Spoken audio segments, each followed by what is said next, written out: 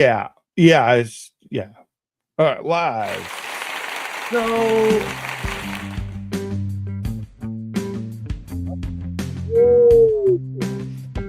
Are you yawning?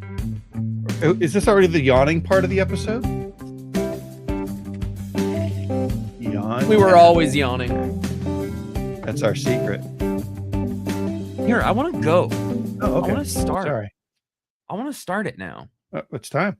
Let's start. We're going. Okay, We're good. live. We're in front of Hey, people. We're in front listen. of 0 people. Do you think it would be a bad call to start without Roman, or should we wait for him? Roman who? It would be poor form to start without him, but there's no one here, so I don't like starting if anyone's watching me. So I'm just gonna start now and take these pants off and run, eh? This is Comics Place presents Poor Form. This is the Comics Place presents a perfectly poor form podcast, episode 420, man. Yeah, bruh.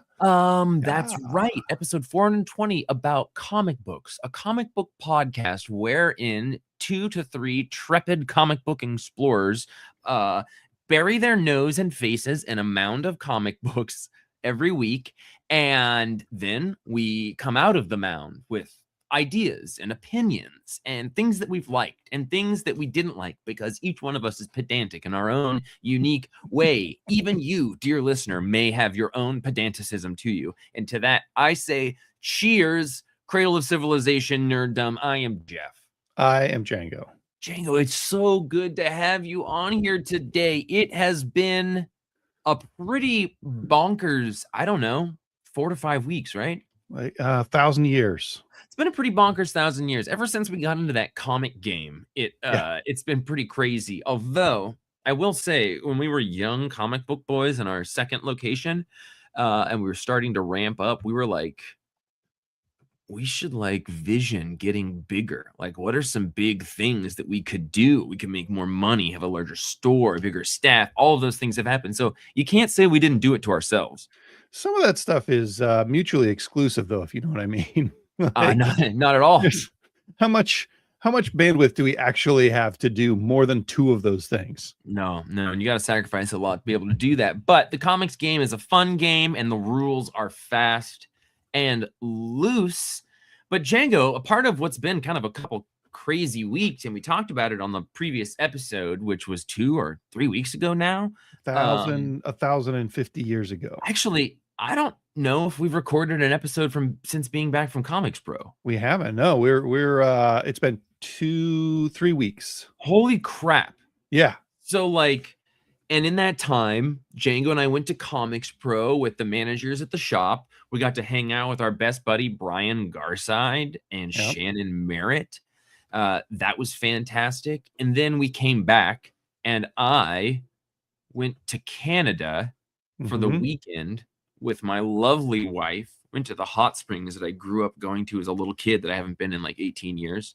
Then drove back across the state. And then 2 days later, went down to Seattle to Emerald City Comic Con, where we picked up badges and hung out for a couple of days. I went with Sean. You went with Colette. You were there for 2-3 days. Yeah, I got down there Wednesday and left Friday night. Yeah. So all of that to say, a crazy several days, or weeks rather, but they've all been pretty wrapped up in comic books, Django. It's been very comic booky, comics and comic adjacent. I feel like a great way to maybe get in, or maybe even be answered by this question, but I have a voicemail from my good friend Will Elmer. Will. And I was just at a birthday party with him yesterday evening. Let's see what he's got to say. Hello and happy episode number 420, my friends. Isn't this a holiday? Do you partake? I don't know the answer to that question. Or maybe I do. Hey, on the subject of being forgetful, it's a question that I could have asked before, but every podcast is somebody's first podcast, right? The other day, maybe a couple weeks ago, Jeff was talking about Comics Pro. We were having a conversation, and he told me this nice little story about James Tynion. And you guys might know, not a huge fan, but he also kind of humanized him a little bit, made me feel bad for hating on him. And there's that old adage, never meet your heroes. Well, what about never meeting your villains. Oh. Who have you guys met? Comic-Con, Comics Pro, something else, where you weren't a big fan, and then they turn out to be a nice human being, and you felt guilty about it. Love to know what your experiences are. Turn up. Love you guys. Awesome. Oh, dude, turnips love you guys, and I love Will. And Django, don't let me forget, because we actually have a couple mail contributions to sprinkle in throughout the episode. Oh, all right. Wow. Okay. So yeah, the old adage, never meet your heroes. I do kind of fall into that category of somebody who kind of would rather not meet my heroes. It was kind of funny going into Comics Pro. Django and I had known that Jonathan Hickman was going to be there. Mhm. He's one of my 3 favorite writers in comics and always has been. And I was like, well, shit, I'm going to feel compelled to say something to him because that's the kind of person I am, but I don't really want to. And for me, I was just like, why? Like, I don't have much to say to him, like, or anybody that, and like, sometimes taking in art and media, it makes me ask questions or curiosities about how it was created that I would like answered. But for the most part, like, I don't, outside of wanting him to know I exist and want to be best friends with him, I was like, why would I want to talk to him? But I did talk to him and it went well. He was friendlier than I thought he'd be. So, okay, we'll get to Will's question in a minute here, Yeah. but so, yeah, I don't mind receiving compliments. Mm-hmm. And I think you have a harder time receiving compliments. Yeah. And I wonder if that's related to my, like, I don't ever not want to meet somebody, even if they're my hero. Like, the only person I would probably not really want to meet is Tom Waits. Mm-hmm. But like anybody else I can think of, like, I would love to tell everybody that I like their work. Like, hey, I like your work. You've impacted me in some way. Mm-hmm. And I wonder if, like, your hesitation to receive a compliment paints other people with that same brain for you. Does that make sense? It does make sense. However, my feelings about like receiving compliments is not like an uncommon feeling. Like, No. in most biographies I read or people that I like, they're like, yeah, it's embarrassing to me to receive a compliment. I love giving a compliment to people. Like, I do want to tell these people that things have impacted me in a positive way. But I'm also aware of the fact that, like, there's a chance that that's just going to make them uncomfortable. And in doing so and approaching things from that regard, it kind of implies and sets up a power dynamic of putting them like above you. And it feels like it's very difficult to be treated like an equal by somebody you like or respect like that.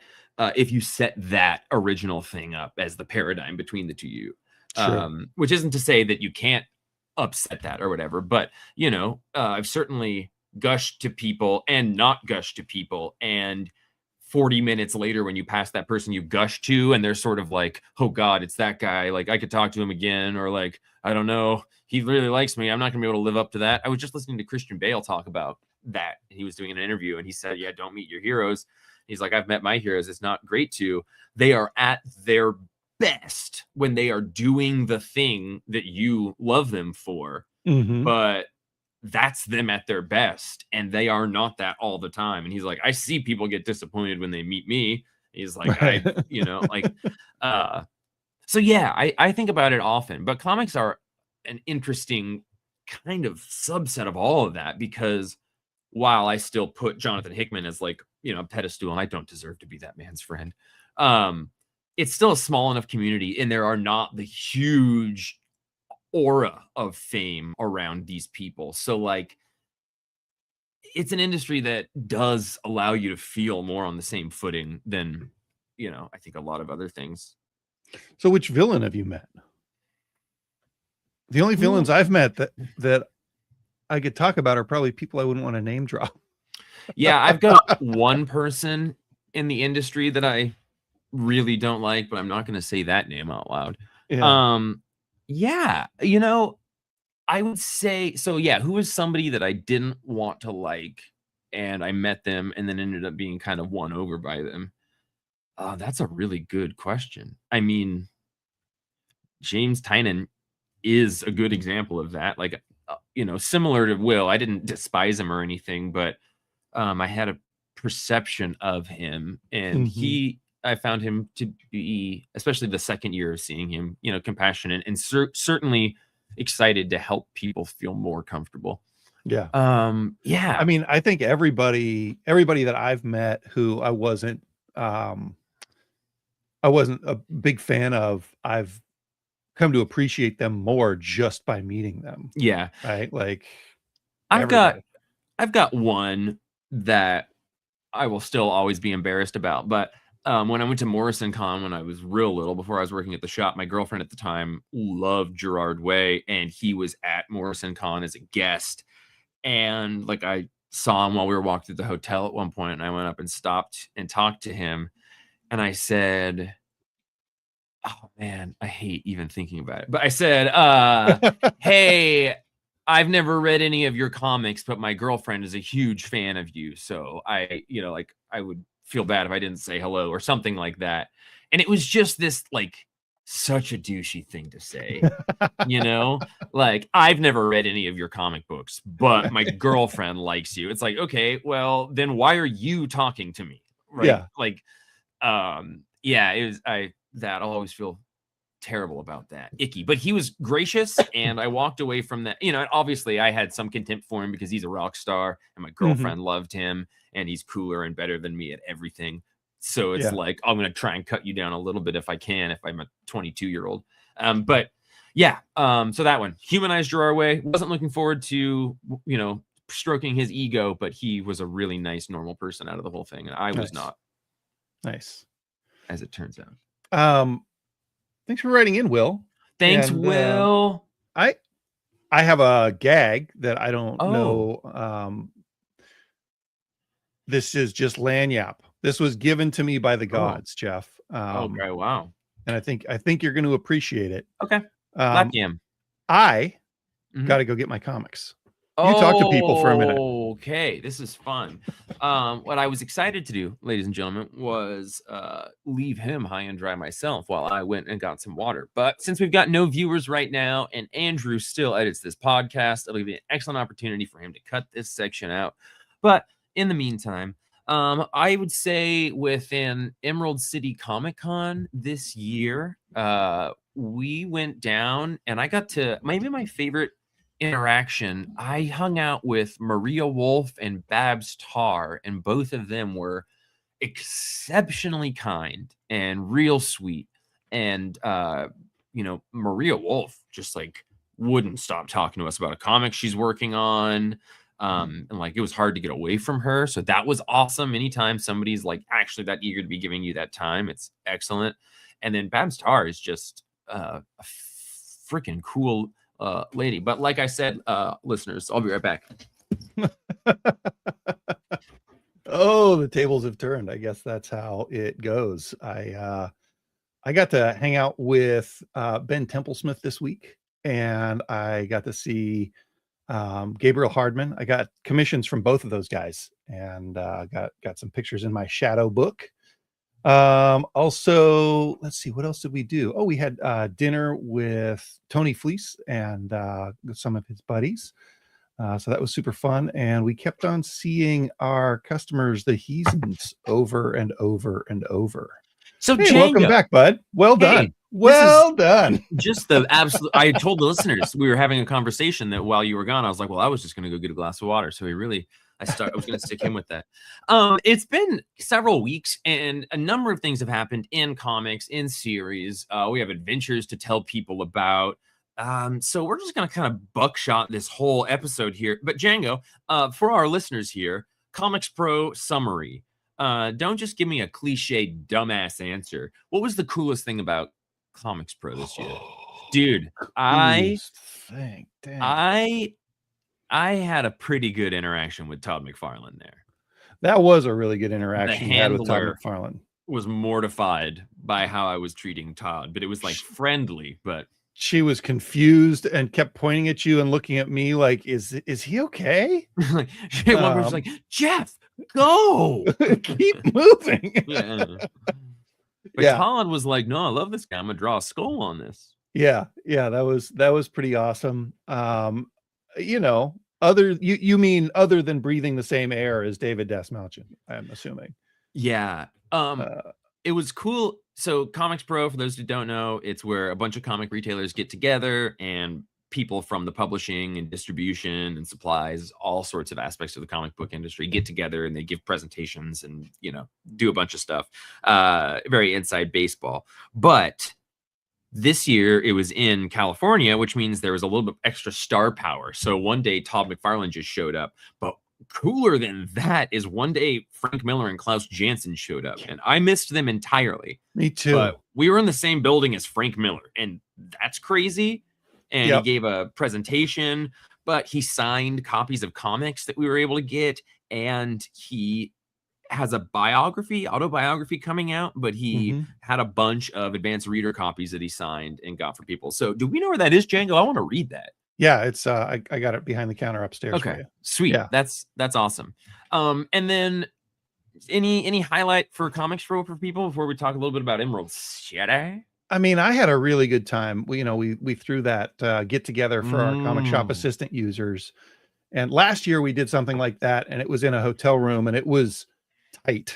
And I don't mean tight like awkward. Cool. I mean, it was like everybody was nose to nose. There's not enough room. And it was 2 nights and it was a large period of time. So there was never that many people there. So it always felt like you were hosting a bad party. Yeah. So this time we just did it first night only at a pizza place down the street. And I think it was the most relaxed we probably saw any of those people that whole time. Yeah. Certainly the most relaxed I felt was hanging out with all these people that we know and like. Yeah, listeners, if you don't know, Django and I have a point of sale business that comic stores use. We don't talk about it on the podcast. We don't, do we? Yeah. Yeah. So we have a point of sale system that we use in our store, but like 120 or so other stores use it. So when we do the Comics Pro or when we go to events, we try to have a gathering of all those people. We've been doing that for a handful of years, but it's a cool little community. It was the first time that we got to buy everybody dinner and drinks.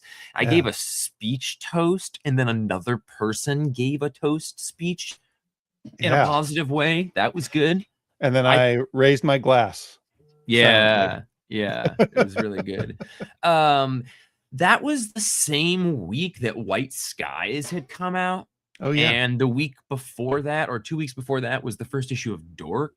And this week, a book called Narco and Nectar, both of those came out, which is worth mentioning because, you know, it happened with the first issue of Assorted Crisis Events a while afterwards, but image books have been starting to kind of pop off in the secondary market. So meaning people are scooping these up, or as many as they can get, and then reselling them online because there's a lot of speculation that they'll become valuable issues based on television rights or all sorts of different things. But it's pretty interesting. Every X number of years, I feel like this happens. I feel like it happened around the time that I began working at the shop in the 2012 image boom. And then there was kind of right before lockdown. Remember, like Marvel was doing it, and like there's a lot of first appearances at DC. Also, James Tynan's run. Yeah.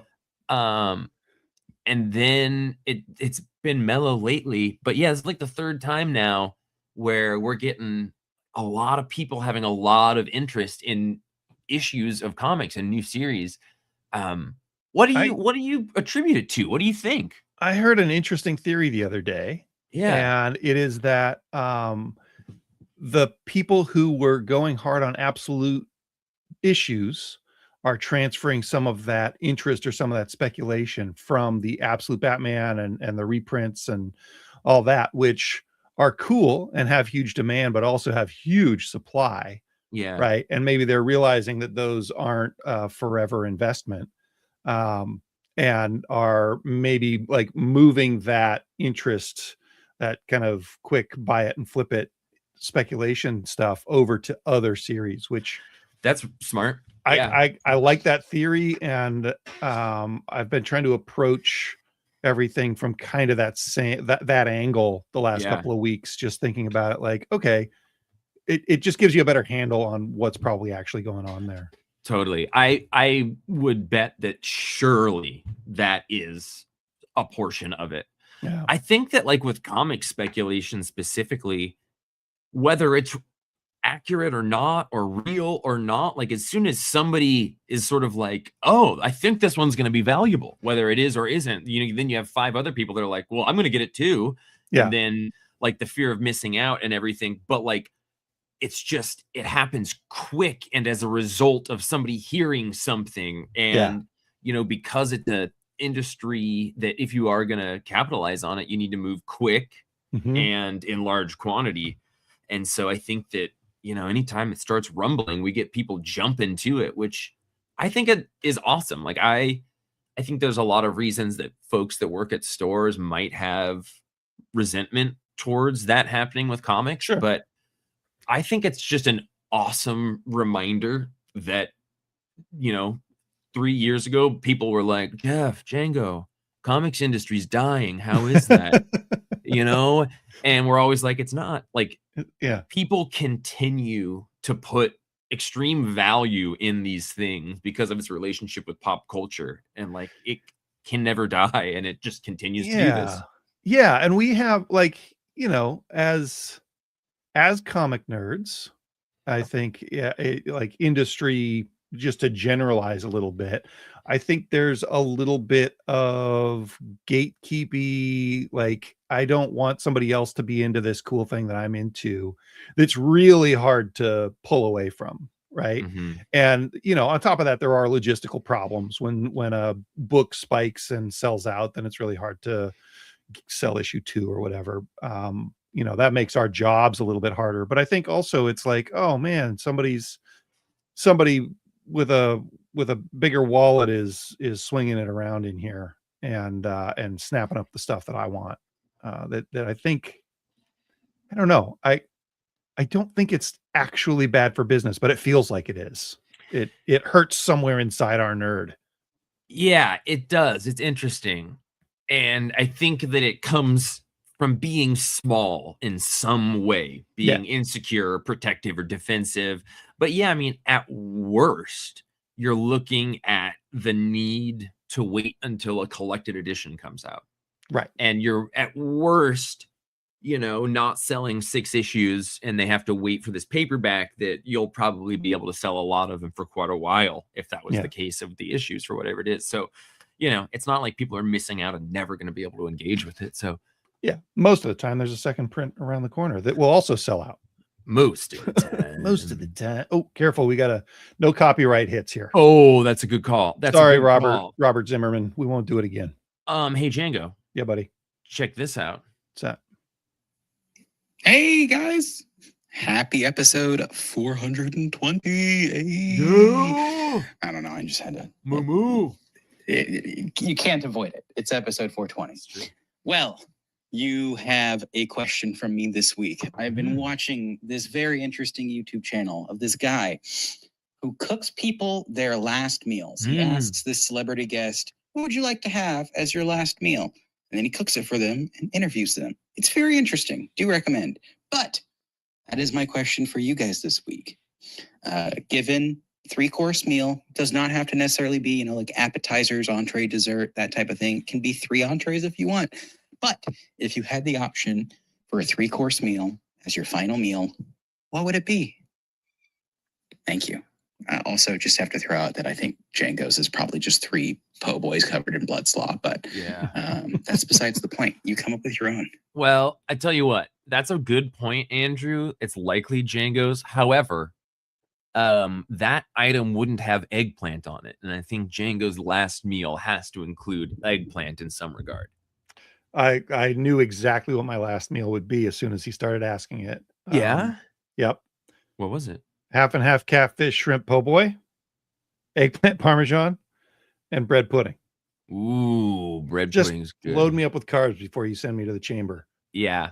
I would have 2 meals that my mom has historically cooked for me for my whole life. The first we call birthday casserole because I used to have her make it every year for my birthday, and it is a broccoli, cheese, and rice casserole. And Nice. then the other would be Monterey casserole. That's right, middle class to working teacher parents. So we ate a lot of casseroles growing up, but this one's got rice and Monterey Jack cheese and like this sour cream herb blend, and then giant slabs of tomatoes and onions, and then mozzarella on top, baked in the oven. That's my favorite thing, and my mom makes Nice. it for me my whole life, so I still get that on my birthdays.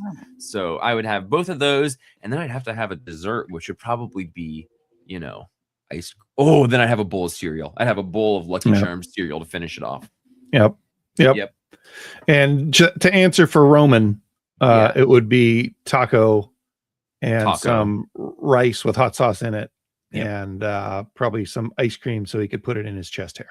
Yep, that is exactly what it would be. Thank you so much, Fox, friend of the show, Andrew Carlson. And as always, thank you so much for editing the podcast for us every week. We really appreciate it. Us. His name we is really appreciate us. Editor. If you are listening to this stoned off your ass because it's episode 420, dog, and you're thinking, I want to be a proactive, benefiting part of this podcast. I want to go out of my way and do a little extra work to help things run smoothly, which is, I think, what all of us do when we're stoned and thinking. You could contribute to this podcast in a written form or an audio form like they have done by sending an email to jeff@thecomicsplace.com. And, you can do that. Just send correspondence my way. It's a fun game we play. Send it. Okay, Django. Yeah. We have some comics have come out. Something huge happened Comic this books. week to wrap up a thing that DC has been doing. This week Yeah. saw the publication of DCKO number 5 by Scott Snyder, Javi Fernandez, and Alejandro Sanchez. This is the end of a mini-series event that was so much better than it ever should be or could have been. I don't understand how they pulled it off, but it was magnificent. And the way that they ended it with this, for me, harkened back very much to things like Final Crisis. Mhm. Or Crisis on Infinite Earths, like the huge, epic, borderline spiritual superhero-ness. So this was maybe my favorite issue of the series, but I just absolutely loved it. What did you think, Gang? Well, I was excited to hear your take on it because I think that the way that this wrapped up is more of a Jeff thing than a Django thing. Totally. When Superman and Darkseid grew to the size of cities and started hitting each other with powers, I was like, all right, cool. Across time and space. Yeah. At all places at once. Like and the way that they did that, they did it in the first issue as well, but like I love the way that they're depicting, existing in all times at once. And I loved that. Flipping Yeah, through exactly. panels and falling through realities and time and space, and like this double page spread of like spiritual Superman, and like the leaning into Superboy Prime aesthetics that he was kind of taking on at that point. with the Omega crown or whatever. Yeah. I like chunks of it. I really bounced off of chunks of it. Tell me what you bounced off, buddy, because I'm excited to hear that. Well, it's the Omega crown. Yeah. Stupid. I did not like that. And I'm sure we knew that was good. They brought that up in issue number 1. Yeah, but just like look at it. It's like a halo around Superman that's an Omega symbol. I just don't don't love it. Okay.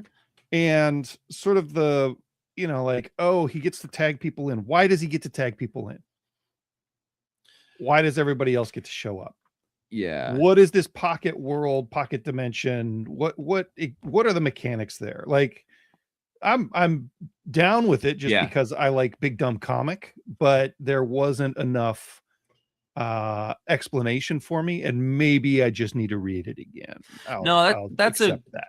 That's a good point, and that's something that like really doesn't quite bother me, but I do get it. Like there is a semi sense of rules to this event, Mhm. and at the end, the thing that they use to succeed is like a deviation from those rules that either is Yeah. like, okay, why, or why was I following the old rules, or did these rules exist, or like All I some needed was a picture of Batman pushing a button and then the rules breaking or something yeah. like that, you know?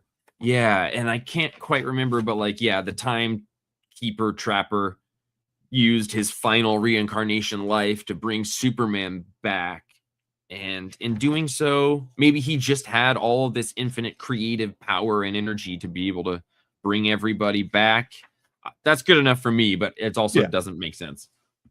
Yeah. I mean, I don't think my gripes with it are going to surprise you at all. Yeah. Yeah. That is something that is kind of a cheap Deus Ex Machina that, a Morrisonian concept and Superman-y, but like, the extreme positive goodness of all of this idea was so pure or whatever, Yeah. I'm always just like, yeah, totally. He's Superman. He can do anything. He's Yeah. Superman. That's what we say. We made these comics that he can do anything. So he gets to do anything. But Yeah. It's yeah, fun though. I loved it. I loved the way it looked. I loved the feelings that it conveyed. I loved the kind of closure that we got with the board game night. I loved the Wes Craig art at the end. And I loved that it was an end, but in, the Crisis on Infinite Earths and Final Crisis and that sort of stuff, it really did feel like it was ushering in a kind of new era or a new thing that we're going to. Mhm. And I think that when you can add a kind of whole publisher line like that, Yeah. kind of add the NOS button to the street race, Yeah. you're getting those pink slips at that point. I think it did just like event wise, I think it did a really good job of crossing everything over, not forcing you to read everything, but rewarding you for reading everything. Mhm. Like you get or maybe that's my gripe here is that I missed the Aquaman issue or whatever that explained how they were going to hack the contest. Yeah. But like I never felt lost. I kept up with the books that I was interested in. I dipped in on one of the middle issues of Titan and enjoyed it, but didn't feel like I was lost at all. Like I appreciate that just structure wise for the larger event. Yeah. Yeah. All right. Bubba Black says you really have to trade your whys for why nots. Bubba Black. Fine, Bubba, you're right. I couldn't agree more, you sweet angel. Oh, Bubba's a sweet angel. Why not like it? Fine. Yeah, like why it. not like it? That's a great point. Hey Django, Yeah. check this out. Right. I was down at Emerald City Comic Con this week. Mhm. I was there on Thursday, which is the first day of the con. Yep. And did I show you the incredible piece of art I got? No, I didn't know you picked up the Kenshin. Maybe I did. Ooh, here, let me watercolor Rurouni Kenshin. Oh wow, that's nice. Like it's the original, and like it's clearly gorgeous watercolor. But he is my favorite guy. He's one of my favorite characters in all the fiction of all time. So, but yeah, I got that. But one of the things that happened while I was down there is I ran into my friend Craig Mueller, or Mew Bear, as it were. Oh yeah. Hey, Phil. Hey. Mew Bear here. Oh no, I'm just kidding. Mew Bear's a human being. But I ran into Craig Mueller, and he's a wonderful member of our comic shop family. Coincidentally, I have an email from him right here for our episode here. Hi, folks. Welcome back from Comics Pro. Looking forward to hearing all about it. So what the heck has been going on with Image new releases lately? Dork and now White Sky. Massive demand and huge online prices for what should be fairly niche stuff. Reddit abounds with conspiracy theories. I love supporting Image titles, but yikes, what's the inside skinny? Craig, not in it for profit Mueller. Yeah, see? Other people have noticed it too. Yeah. Yeah. It, Is there a movie like the White Sky one? Is there something there? I don't think any of this stuff has even been optioned. It's Okay. just popped off. We are at a time where like Beauty has just started as a comic TV show. But it didn't really spike issues. Yeah. I think it's just kind of like we had mentioned, but like it is a way that some people interact with comics and and interact with things, right? Like when there is a new record that I want, or if I wanted in like a cool splatter color or something, like I try to get there quick. I try to order the one, I don't necessarily try to sell them, but like I want the rarer, cooler one for me. It's just just a thing. It's just part of comics. But it is interesting that it is like very tied to Image right now, but not exclusively. But also Vault. Yeah, there were Nectar was Vault. 3 this week that were surprisingly, more Nectar, than double Narco. value. Yeah. I don't know. I'm excited to go along for this ride. Yeah, I am too. And one of the worst parts about it is that, and I mean, historically, it was like the 90s kind of crash of the industry, which was the pendulum of this swinging super hard, and then people making some big mistakes in the industry.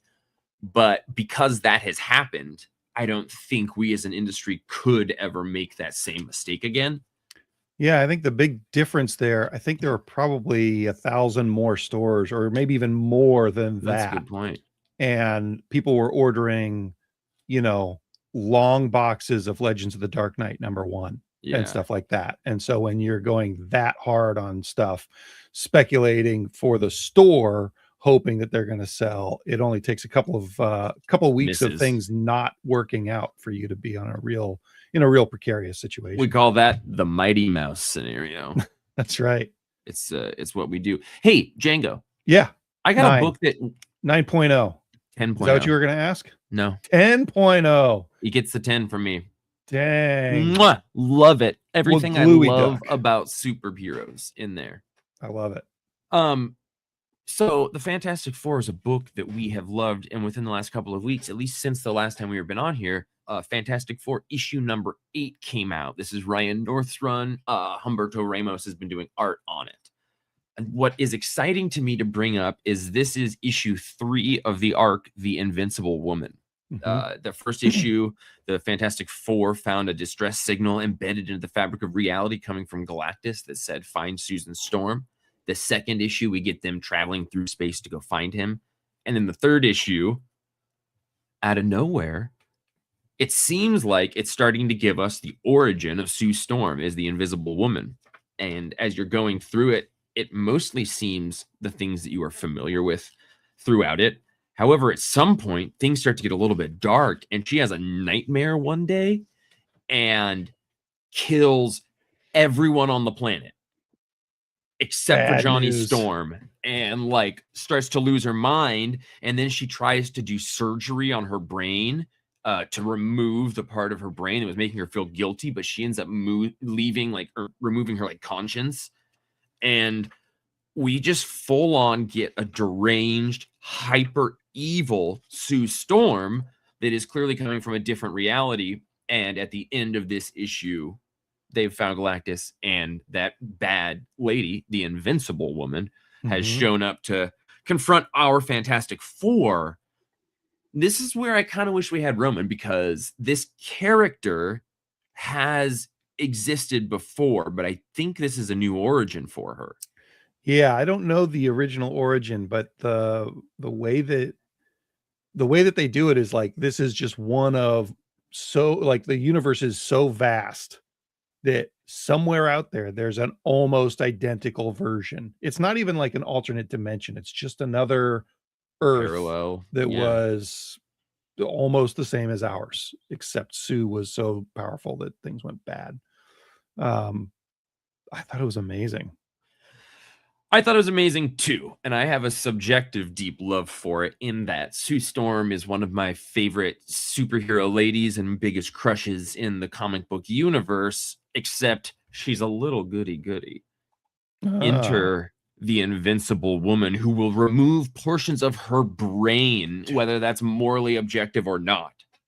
And the body horror where they just Ugh. show her going partly invisible to perform her own lobotomy. Like, you know this about me.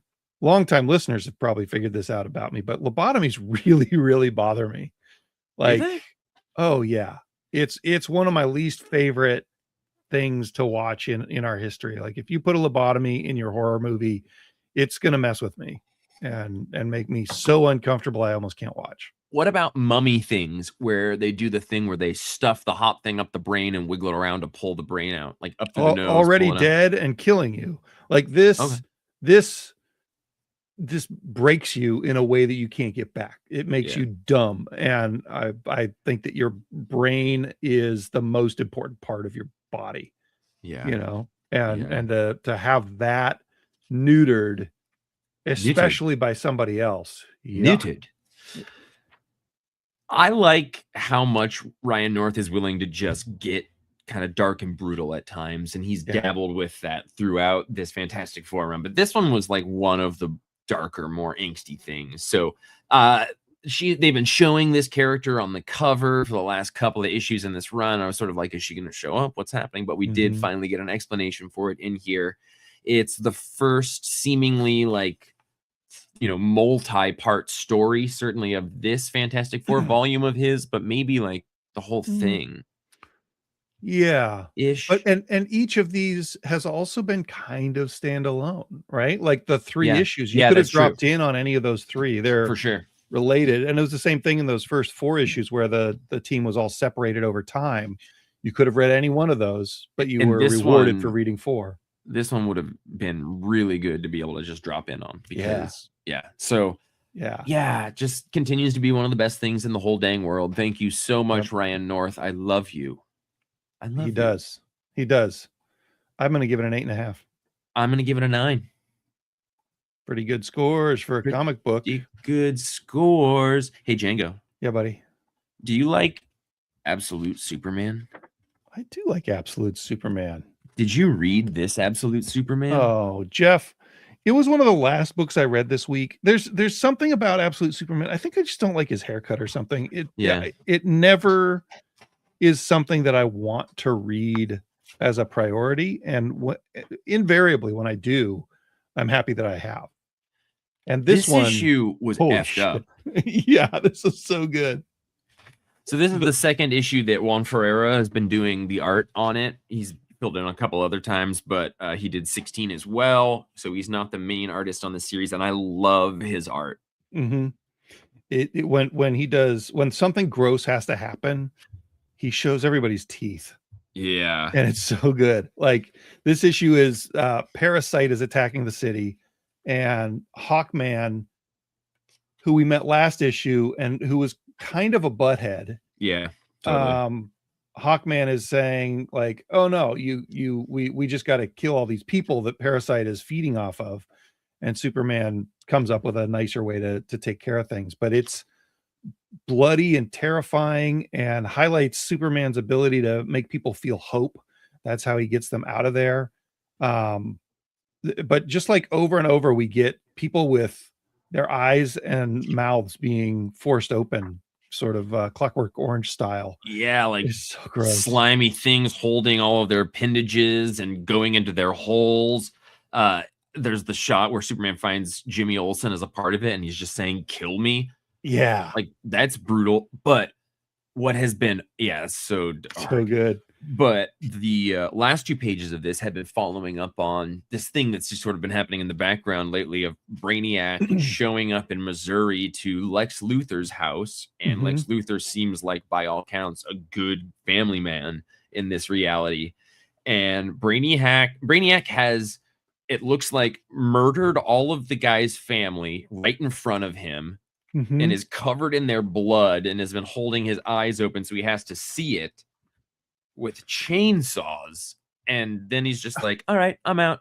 Like, and not even just murdered. Like there's the top half of a kid's head on the ground there. Like it's like Simon Bisley Lobo style in front of you. deeply messed up, dark final image. And again, it's a separate page with somebody else getting Clockwork Oranged with their eyes.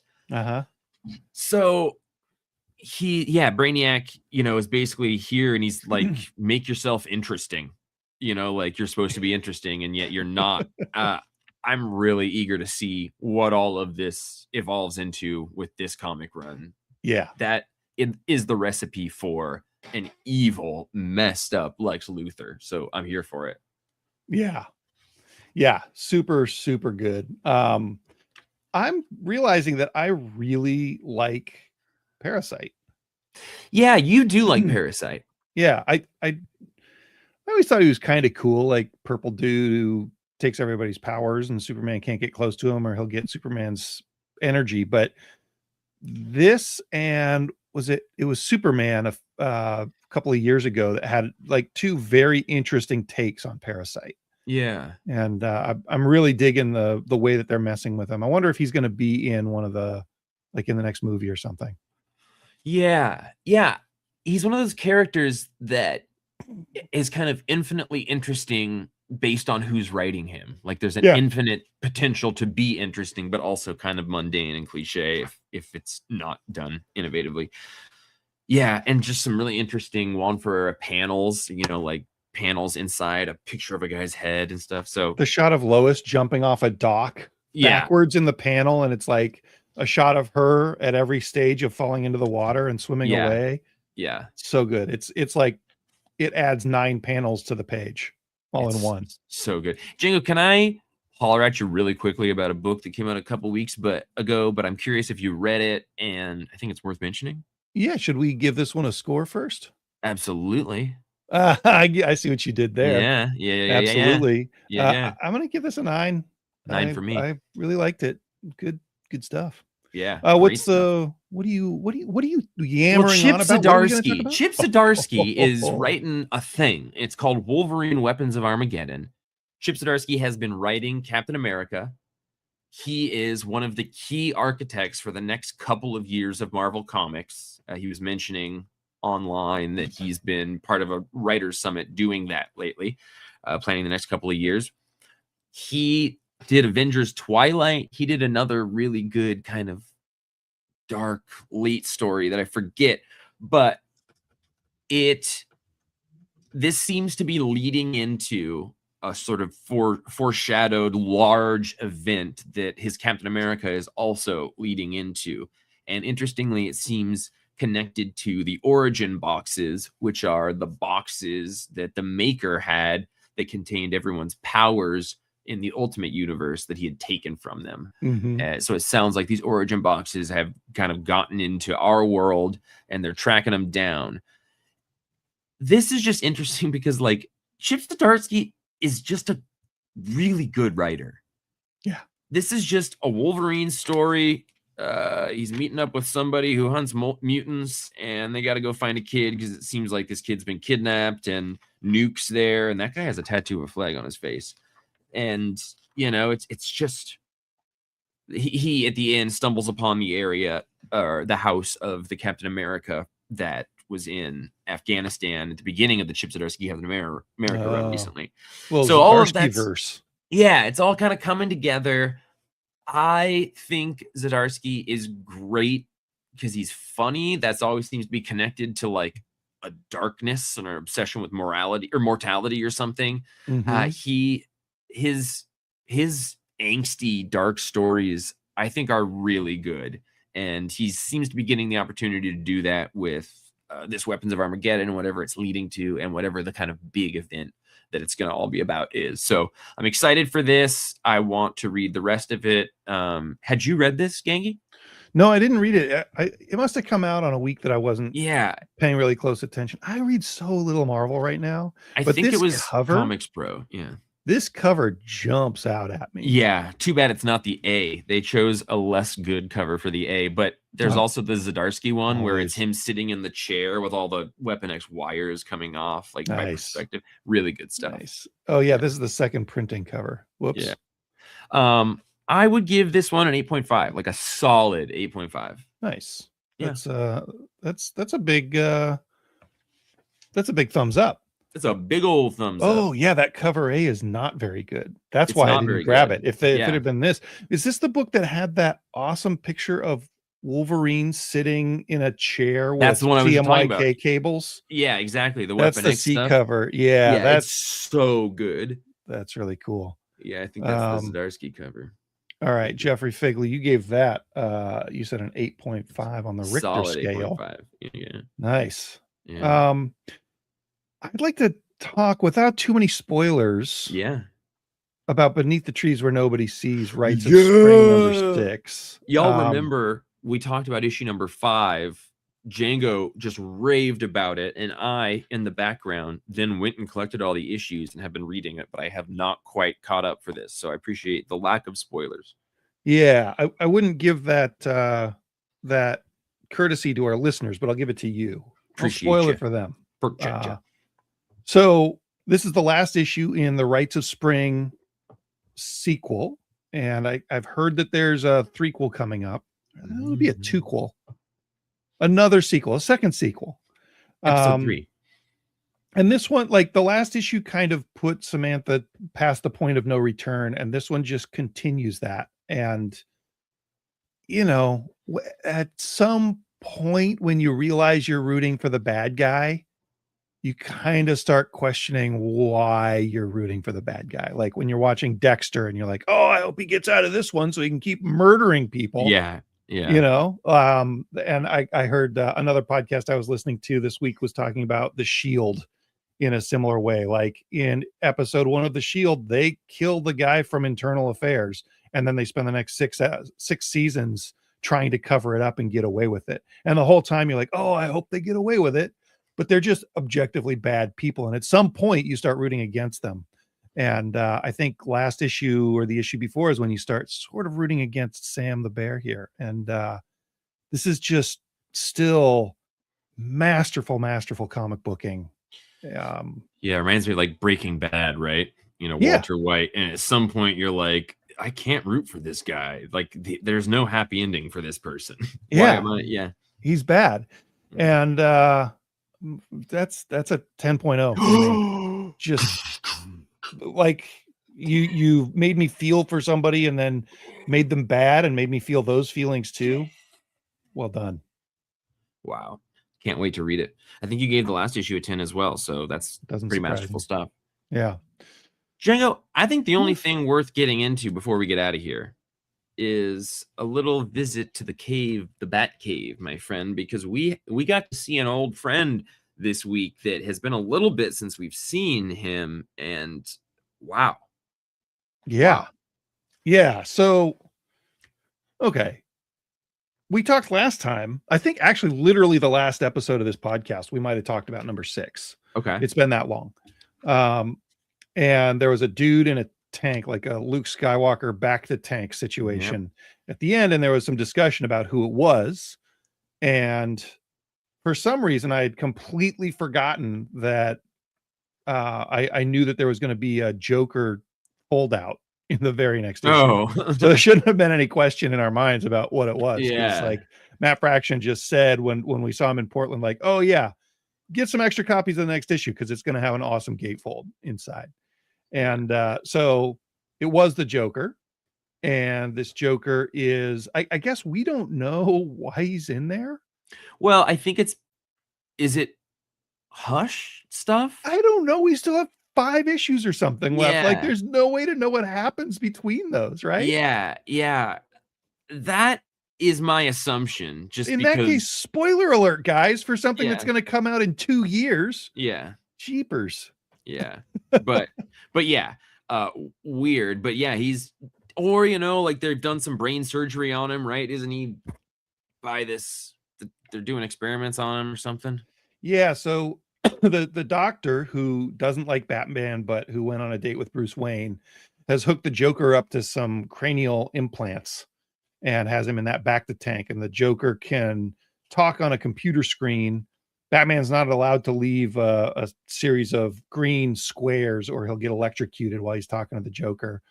And, the Joker is somehow manipulating janitors from within this thing. Like it kind of touches on the mystical a little bit, Hmm. which I don't really love. I don't like it when the Joker gets, connected to the deep, dark, Sure. ooky stuff of Gotham Yeah. City or whatever. I didn't get that vibe quite as much in this. Okay. Like, yeah, I assume it's like he knows the guy or has been able to communicate with him or something. But I agree. Like for my Batmans, unless it's a mystical villain, like I'd Right. rather it not. Keep How it. about that he's a little chunky? I like that. He's a little chunky in here. Like he can't Yeah. move, and it's like, wow, Joker hasn't been overweight ever. Yeah. Yeah, totally. What did you think of? So the center spread is a picture of the Joker's face, and he says, I remember everything." And then you open up the center spread, and you get a 4 pages next to each other of the Joker's version of what he remembers. And I thought it was Yeah. interesting, sort of what he prioritizes in this, and like the versions of everything that he's remembering. So of course there's Joker fish, and there's like some Joker antics where he's like, jumping away Stretchy from arm. Batman through comic panels, and the stretchy arm that he's got. But then it gets darker and darker. I thought the inclusion of Punchline in here was super weird in the Yeah. photographs. Yep. And I don't know if maybe it was going to be Killing Joke stuff, and they said, no, we don't do that anymore. Because I thought the same thing because they look like Polaroids or their photos, so I assumed it was a Yeah. reference to Killing Joke. I think it's a gorgeous double page spread, but I'll say that like I think it could have had more stuff in it. Like Hmm. it is this gorgeous double page spread of a bunch of key Joker moments and stuff, but like missing quite a few, or just Oh, like lots of space not used, kind of the bottom left and bottom right. I just noticed that it's also him with the cut off face. It Like where? the center Joker is the Scott Snyder Joker with the Oh yeah, face look at that. stapled back on. And those photos are just in Punchline's cleavage. Oh, I didn't notice that. That's Yeah, there's kind a of a lot weird going on choice. here. Yeah, but it is just unabashedly interesting and gorgeous. And the double page spread that it opens up into is his face in the tank. So it's a really cool opening it up and getting inside of his mind. I wonder if this is Fraction telling us what counts for his story. Sure. Right? Oh, we're having a large deference to Punchline. Oh no. I do really like this doctor, even though Yeah. she's a little stubborny. It's weird. Joker's communicating through text on a computer, but his thoughts can be conveyed that way. So you get a lot of like Joker text, and it's more straight ahead Joker text than we get in a lot of situations. But he Yeah. does say to Batman, "Someone's coming to kill you, Bruce." Okay. And so, yeah, what do Okay. you got? What do you got? I don't care.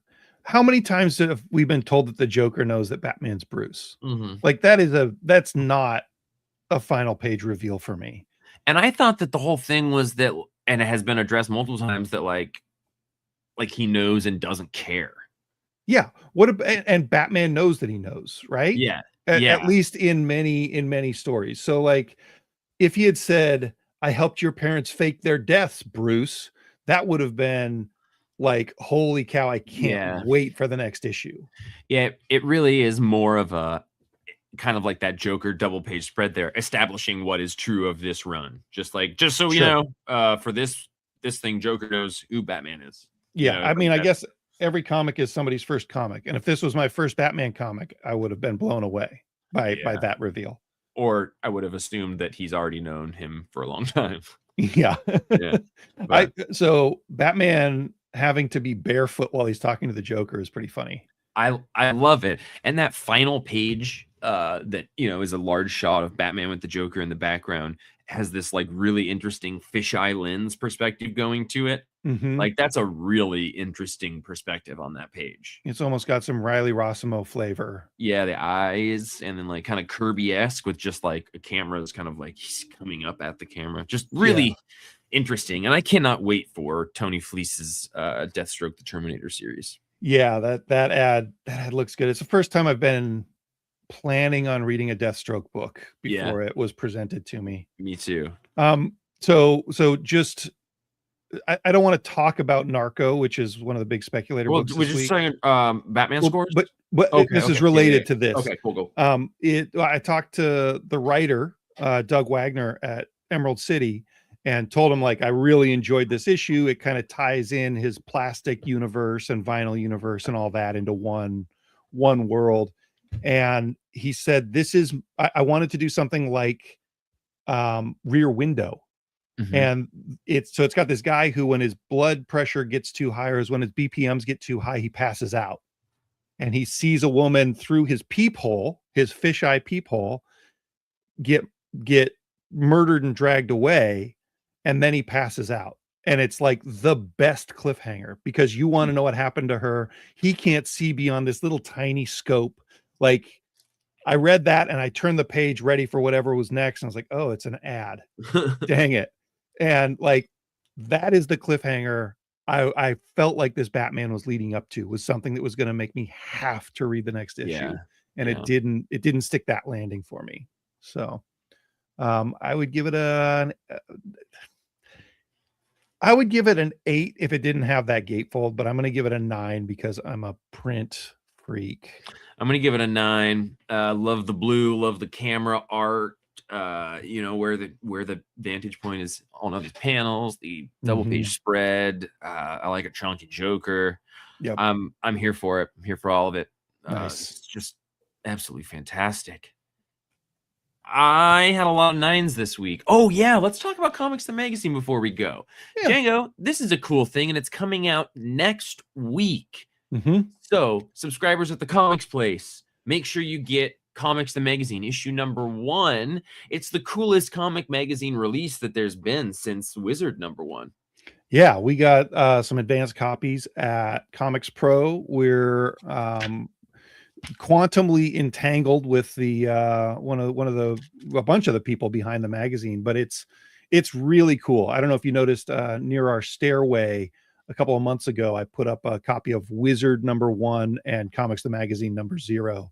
Yeah. When this comes out, I'll probably swap it over to Comics the Magazine number 1. And there's an ad for Django and Jeff in it. Oh yeah, there's the second appearance of us in Comics the Magazine. And Phil Barry's in there. Barry is in there. So it's like, I don't know, we're planning on sticking one in everybody's file. So if you're a subscriber, you'll probably have one in your file. We'd love to get feedback from you. It's got a $2.99 cover price, but we're going to give a bunch of them away for free and see who likes getting them. It's done clearly with a love of comics, and not with, sometimes you can see these magazines and be kind of cynical about why they're being made, but this is like, let's celebrate these comic books, and it's super fun. Yeah, heck yeah. So look for that next week. Everybody, let's get on out of here. Thank you, everybody who contributed. Thank you, Andrew. Thank you, Will. Thank you, Craig. You can send an email to jeff@thecomicsplace.com. Please do that. And we're excited to see everybody next week. Right? I'm super excited to see everybody next week. Right? We're doing this next week. Probably doing this next week. Yeah, traveling is a thing we're always needing to be aware of, but yeah.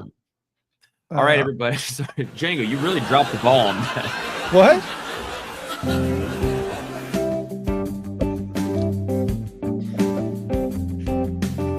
What? First Nickelback just got here. Hey, buddy. Nice. I'll talk to you tomorrow. All right, see you later.